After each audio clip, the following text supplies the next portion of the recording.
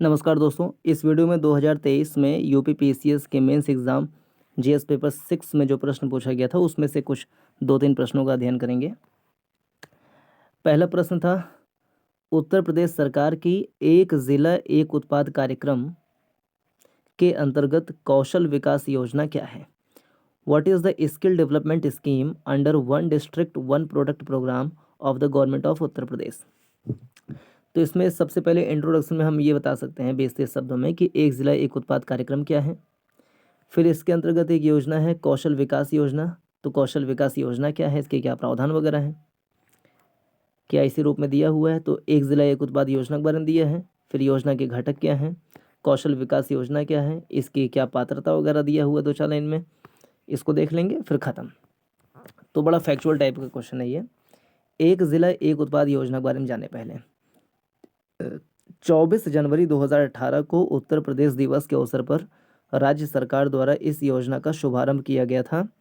इस योजना का उद्देश्य प्रदेश के सभी 75 जिलों में पारंपरिक उद्योगों को बढ़ावा देना, उन्हें उत्पाद विशिष्ट पारंपरिक औद्योगिक केंद्र बनाना, विशिष्ट उत्पादों की बिक्री को प्रोत्साहित करना तथा जिला स्तर पर रोजगार पैदा करना है।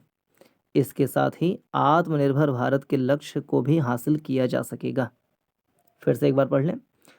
24 जनवरी 2018 को उत्तर प्रदेश दिवस के अवसर पर राज्य सरकार द्वारा इस योजना, किस योजना, एक जिला एक उत्पाद योजना को शुभारंभ किया गया था। इस योजना का उद्देश्य प्रदेश के सभी 75 जिलों में पारंपरिक उद्योगों को बढ़ावा देना, उन्हें उत्पाद विशिष्ट पारंपरिक औद्योगिक केंद्र बनाना, विशिष्ट उत्पादों की बिक्री को प्रोत्साहित करना तथा जिला स्तर पर रोजगार पैदा करना है। इसके साथ ही आत्मनिर्भर भारत के लक्ष्य को भी हासिल किया जा सकेगा। योजना के घटक क्या हैं? सामान्य सुविधा केंद्र योजना, सामान्य सुविधा केंद्र योजना, विपणन विकास सहायता योजना, वित्तीय सहायता योजना, कौशल विकास योजना। पहला क्या है? सामान्य सुविधा केंद्र योजना, विपणन विकास, मतलब क्या क्या इसके घटक, इतना नहीं, ये कि सुविधा केंद्र बनाया जाएगा और विपणन विकास के लिए कार्य होगा, वित्तीय सहायता दिया जाएगा, कौशल विकास भी किया जाएगा। 4 बातें इसमें कि सुविधा केंद्र बनेगा इस योजना के तहत। एक जिला एक उत्पाद योजना में क्या होगा? सुविधा केंद्र बनेंगे, विपणन होगा, विपणन का विकास, वित्तीय सहायता मिलेगी, कौशल विकास भी होगा। अब कौशल विकास योजना में कौन सी बातें हैं? विभिन्न संस्थानों के माध्यम से जनपद विशेष हेतु चिन्हित ओडीओपी उत्पादों के निर्माण की विधा में विशिष्ट प्रशिक्षण प्रदान करना। ठीक है। क्राफ्ट की बेसिक एवं एडवांस ट्रेनिंग देना, सामान्य उद्यमिता विकास प्रशिक्षण देना, उत्पादक के उद्यमिता का संचार करना, उत्पाद में गुणात्मक सुधार करना जिससे उत्पाद की बाजार मांग में वृद्धि हो तथा उत्पादक मूल्य वृद्धि का लाभ उठा सकें। ओके। प्रशिक्षार्थी की पात्रता क्या है? प्रशिक्षार्थी की न्यूनतम आयु 18 वर्ष होनी चाहिए। प्रशिक्षार्थी को उत्तर प्रदेश का मूल निवासी होना चाहिए। शैक्षिक योग्यता की बाध्यता नहीं है। आवेदक ने पिछले 2 वर्षों में भारत अथवा प्रदेश सरकार की अन्य किसी योजना अंतर्गत उत्पाद से संबंधित टूल किट का लाभ न लिया हो।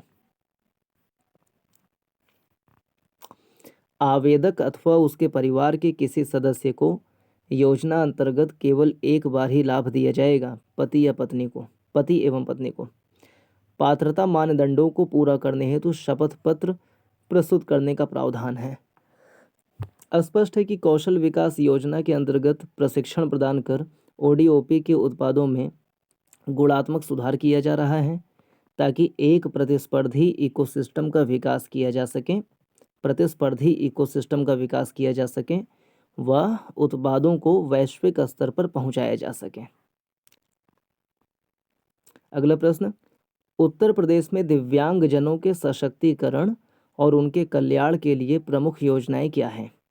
What are the major schemes for empowerment and welfare of दिव्यांगजन इन उत्तर प्रदेश? तो दिव्यांगजन के बारे में पूछा है, कौन सशक्तिकरण के लिए कौन सी कल्याण योजनाएं बनाई गई हैं यूपी में। तो एकदम फैक्चुअल टाइप के कौन कौन सी कल्याण योजनाएं हैं बता दो रट के।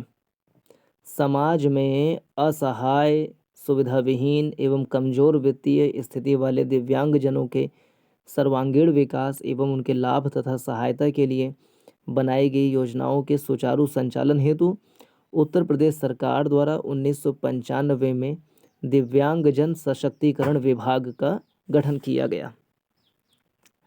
1995 में यूपी में दिव्यांगजन सशक्तिकरण विभाग कब बना? 1995 में। भारत की जनगणना 2011 के अनुसार उत्तर प्रदेश में विभिन्न निःशक्तताओं से ग्रस्त कुल व्यक्तियों की संख्या जो उत्तर प्रदेश की कुल जनसंख्या का लगभग 2% है। क्या? भारत की जनगणना 2011 के अनुसार उत्तर प्रदेश में विभिन्न निःशक्तताओं से ग्रस्त कुल व्यक्तियों की संख्या जो प्रदेश की कुल जनसंख्या का लगभग 2% है। तो यूपी की जनसंख्या का 2% है दिव्यांगजन या निःशक्तजन कह लें। उत्तर प्रदेश में ये डाटा भी ध्यान रहे, कोट कर सकते हैं, बढ़िया है। उत्तर प्रदेश में अब देखिए दोबारा से दिव्यांगजन वाला प्रश्न आए चाहे ना आए, कहीं पर भी कमजोर वर्ग से संबंधित अगर प्रश्न आ रहा है तो उसमें दिव्यांगजन का 2 लाइन हम डाल सकते हैं कि भाई यूपी की आबादी का 2% क्या है? दिव्यांगजन है, और दिव्यांगजनों के सशक्तिकरण के लिए दिव्यांगजन सशक्तिकरण विभाग बना था 1995 में यूपी में। अब उत्तर प्रदेश में दिव्यांगजनों के सशक्तिकरण और उनके कल्याण के लिए कौन सी योजनाएं हैं? पहला, दिव्यांगजन के सशक्तिकरण हेतु दिव्यांग पेंशन योजना, ठीक है। दिव्यांगजनों के संबंध में प्रोत्साहन पुरस्कार योजना, कुष्ठावस्था पेंशन योजना, शादी विवाह प्रोत्साहन पुरस्कार योजना, दिव्यांगजन के पुनर्वास हेतु दुकान निर्माण और दुकान संचालन योजना, दिव्यांगजनों के विकास संबंधी भारत सरकार की नीतियों एवं कार्यक्रमों का कार्यान्वयन, दिव्यांगजनों को राज्य परिवहन निगम की बसों में निःशुल्क यात्रा सुविधा प्रदान करने की योजना, निराश्रित दिव्यांगजन हेतु आश्रय गृह सह प्रशिक्षण केंद्र कौशल विकास केंद्र,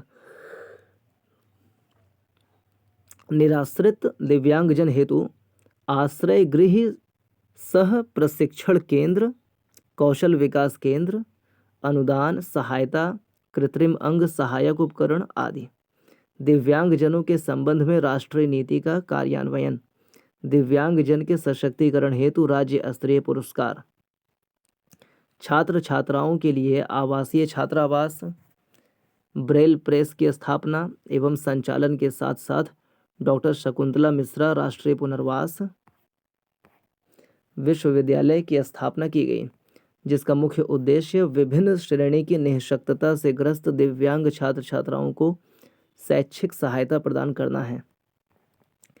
दिव्यांगजन सशक्तिकरण के कार्य में लगी स्वैच्छिक संस्थाओं संगठनों को दिव्यांगता के कारण बचाव उपचार पुनर्वासन एवं दिव्यांगजन विकास विभाग की योजनाओं तथा अधिनियम के प्रावधानों का प्रचार प्रसार करने हेतु राज्य सरकार द्वारा अनुदान स्वीकृत किया जाता है। अगला प्रश्न है पूर्वांचल एक्सप्रेस वे परियोजना। पूर्वांचल एक्सप्रेस वे परियोजना के प्रमुख लाभ क्या हैं? 125 वर्ड में। What are the major benefits of the Purvanchal expressway project? तो पहले यहाँ पे इंट्रो दिया, फिर पूर्वांचल एक्सप्रेस वे के लाभ पूछा था तो 5-6 लाभ दे दिया अपना।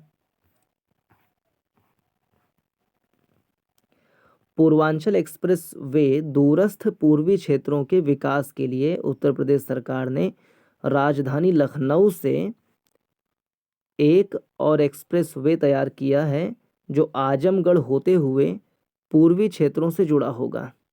तो लखनऊ आजमगढ़ होते हुए पूर्वी क्षेत्रों से जुड़ा होगा। इस एक्सप्रेस वे के निर्माण के साथ ही प्रदेश के पूर्वी क्षेत्र न सिर्फ प्रदेश के अन्य शहरों से जुड़ जाएंगे बल्कि अन्य एक्सप्रेस वे के माध्यम से देश की राजधानी से भी जुड़ जाएंगे।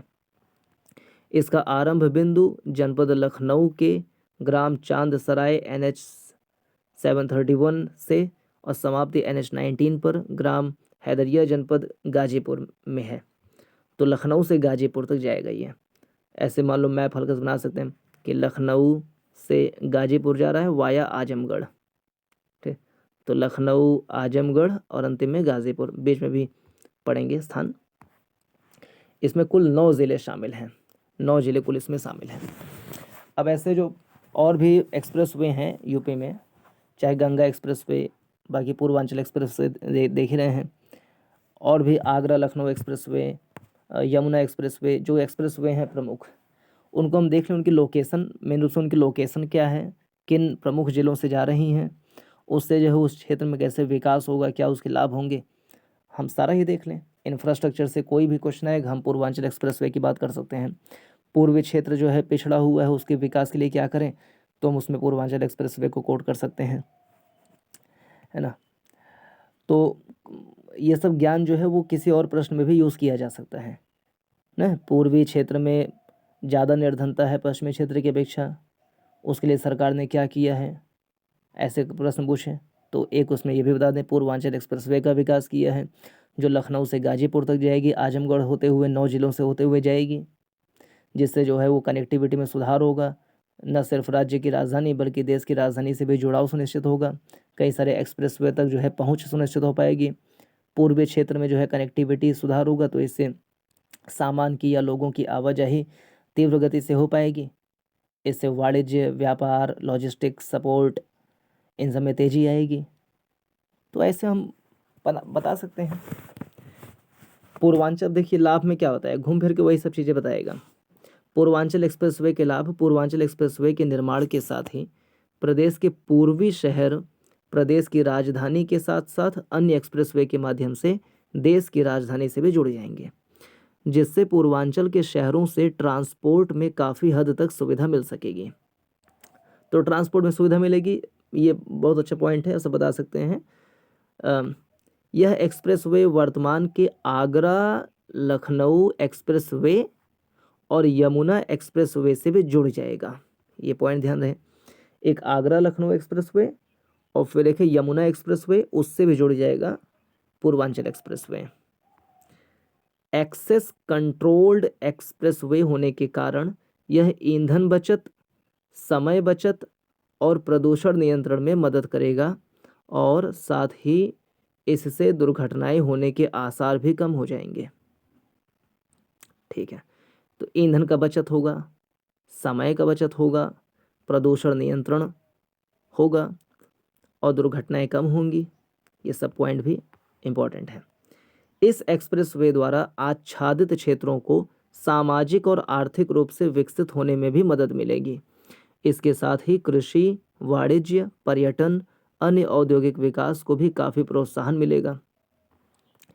एक्सप्रेसवे के नज़दीकी क्षेत्रों में औद्योगिक प्रशिक्षण संस्थान, है ना, ITI, इंडस्ट्रियल ट्रेनिंग इंस्टीट्यूट, औद्योगिक प्रशिक्षण संस्थान, शैक्षिक संस्थान, स्वास्थ्य संस्थान, नए शहर और विभिन्न वाणिज्यिक केंद्रों को स्थापित किया जा सकता है, जिसके परिणाम स्वरूप कई क्षेत्रों में रोजगार के अवसर बढ़ जाएंगे।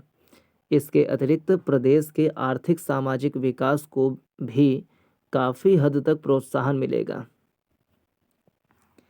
यह एक्सप्रेसवे एक औद्योगिक गलियारा एक्सप्रेसवे से जुड़ जाएगा, जो उत्तर प्रदेश के पूर्वी से पश्चिमी सीमा तक पहुंच प्रदान करेगा। यह एक्सप्रेसवे एक औद्योगिक गलियारा एक्सप्रेसवे से जुड़ जाएगा, जो उत्तर प्रदेश के पूर्वी से पश्चिमी सीमा तक पहुंच प्रदान करेगा। पूर्वांचल एक्सप्रेसवे अन्य एक्सप्रेसवे से जुड़ जाने के फलस्वरूप पूर्वांचली शहरों के औद्योगिक विकास का प्रवेश द्वार साबित होगा, जिससे पश्चिमी शहरों से ट्रांसपोर्ट कनेक्टिविटी में काफ़ी मदद मिलेगी, जिसके परिणाम स्वरूप परियोजना से जुड़े शहरों का सर्वांगीण विकास होगा। पूर्वांचल एक्सप्रेसवे के माध्यम से खाद्य प्रसंस्करण उद्योगों को बढ़ावा मिलेगा तथा पूर्वी उत्तर प्रदेश के कृषक बागवानी फसलों के उत्पादन के लिए प्रेरित हो सकते हैं। तो एक बार दो बार दोहरा लें इसको कि लखनऊ से आजमगढ़ होते हुए गाजीपुर तक जाएगा 9 जिलों से। लाभ में देखें तो पूर्वांचल एक्सप्रेसवे के निर्माण के साथ ही प्रदेश के पूर्वी शहर प्रदेश की राजधानी के साथ साथ अन्य एक्सप्रेसवे के माध्यम से देश की राजधानी से भी जुड़ जाएंगे, जिससे पूर्वांचल के शहरों में ट्रांसपोर्ट में काफ़ी हद तक सुविधा मिल सकेगी। यह एक्सप्रेसवे वर्तमान के आगरा लखनऊ एक्सप्रेसवे और यमुना एक्सप्रेसवे से भी जुड़ जाएगा। एक्सेस कंट्रोल्ड एक्सप्रेसवे होने के कारण यह ईंधन बचत, समय की बचत, प्रदूषण नियंत्रण में मदद करेगा और साथ ही इससे दुर्घटनाएं होने के आसार भी कम हो जाएंगे। इस एक्सप्रेसवे द्वारा आच्छादित क्षेत्रों को सामाजिक आर्थिक रूप से विकसित होने में भी मदद मिलेगी। इसके साथ ही कृषि, वाणिज्य, पर्यटन, अन्य औद्योगिक विकास को भी काफ़ी प्रोत्साहन मिलेगा। एक्सप्रेसवे के नज़दीकी क्षेत्रों में औद्योगिक प्रशिक्षण संस्थान, शैक्षिक संस्थान, स्वास्थ्य संस्थान, नए शहर और विभिन्न वाणिज्यिक केंद्रों को स्थापित किया जा सकता है, जिसके परिणाम स्वरूप कई क्षेत्रों में रोजगार के अवसर बढ़ जाएंगे। इसके अतिरिक्त प्रदेश के आर्थिक सामाजिक विकास को काफ़ी हद तक प्रोत्साहन मिलेगा। यह एक्सप्रेसवे एक औद्योगिक गलियारा एक्सप्रेसवे से जुड़ जाएगा जो उत्तर प्रदेश के पूर्वी से पश्चिमी सीमा तक पहुंच प्रदान करेगा। ठीक है। पूर्वांचल एक्सप्रेसवे अन्य एक्सप्रेसवे से जुड़ जाने के फलस्वरूप पूर्वांचली शहरों के औद्योगिक विकास का प्रवेश द्वार साबित होगा, जिससे पश्चिमी शहरों में ट्रांसपोर्ट कनेक्टिविटी में काफ़ी मदद मिलेगी, जिसके परिणाम स्वरूप परियोजना से जुड़े शहरों का सर्वांगीण विकास होगा।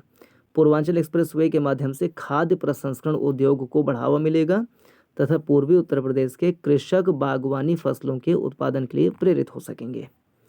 कितना प्रश्न कर लिए? 1 2 3 3 प्रश्न किए।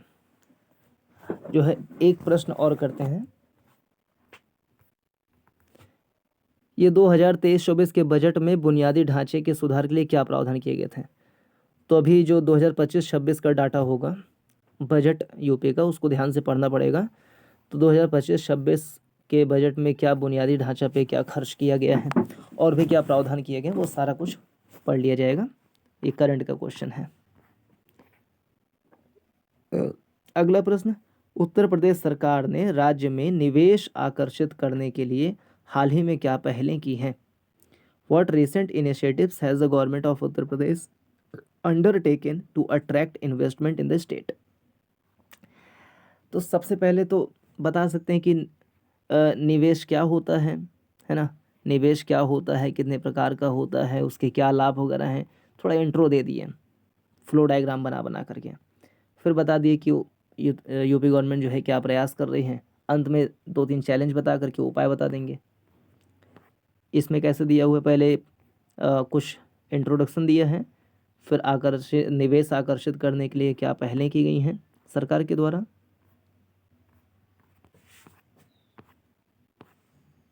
अच्छा, केवल इतना ही बताया, बात खत्म कर दिया। पढ़ते हैं। अपनी विशाल क्षमता का लाभ उठाते हुए उत्तर प्रदेश सरकार रोजगार सृजन और सतत विकास के लिए निवेश आकर्षित करने के लिए एक सक्षम नीति ढांचे को सक्रिय रूप से बढ़ावा दे रही है। अपनी विशाल क्षमता का लाभ उठाते हुए उत्तर प्रदेश सरकार रोजगार सृजन और सतत विकास के लिए निवेश आकर्षित करने के लिए एक सक्षम नीति ढांचे को सक्रिय रूप से बढ़ावा दे रही है।